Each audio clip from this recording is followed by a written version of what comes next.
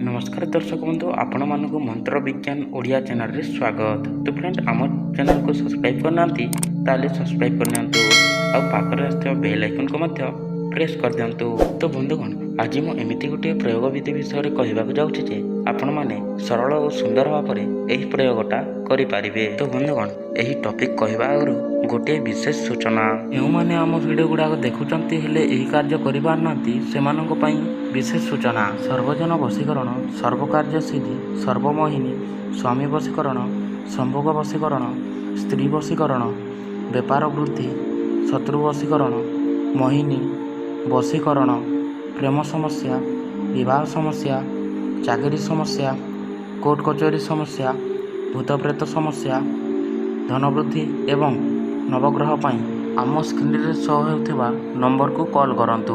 बंधुगण आज टॉपिक होउछि जे जो व्यक्ति संभोग करने को चाहूँगी किंबा बसर करने को चाहूँगी ताहले यही प्रयोगटा निश्चय करंतु। तो बंधुगण बहुत लोक माने प्रेम करती हेले केबे मध्य संभोग करि पारंती नाही। तो बंधुगण प्रेम करिके संभोग न करि पारले मन को बहुत कष्ट होइथाए किंबा संभोग कले मध्य 3 ରୁ 4 वर्ष पर्यंत लगी थाए। सेथिपाई एही जंत्रटा निश्चय करंतु। तो बंधुगण यही जंत्रटा करिबा पई आपण मानको दरकार पड़िबो रूपा कवच भुजपत्र कला कलम एवं राशि तेल रे तैयारी गोटे दीप।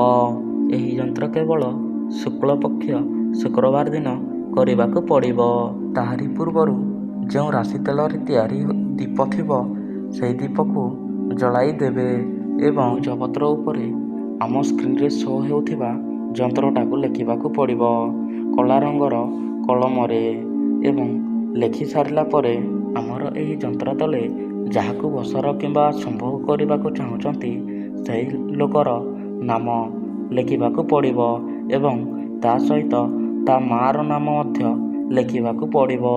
लेखि सारिला परे आम स्क्रीन रे शो होउथिबा मंत्र को 108 थर जप करिवे एवं तापरे जो दीप थिबो सही दीपरे पोड़ी देबे किंबा निया लगाई देबे एवं पोड़ी के जो खार थिबो सही खार को सही रूपार कवचरे पुराई देबे किंबा भरी देबे।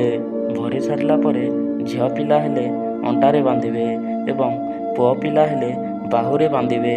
तो बंधुगण यही कार्य करिके 7 दिन गला मध्य ही सही पुओ किंबा झियो जहाकू मध्य बसर करने को चाहूँगी किंबा संभोग करने को चाहूँगी से व्यक्ति आपण को 7 दिन भितर ही डाकिब। तो बंधुगण आम भिडियोटा भल लगी निश्चय लाइक कमेंट शेयर एवं गोटे सब्सक्राइब करनियंतु आ पाखर बेल आइकन को मध्य प्रेस कर दियंतु।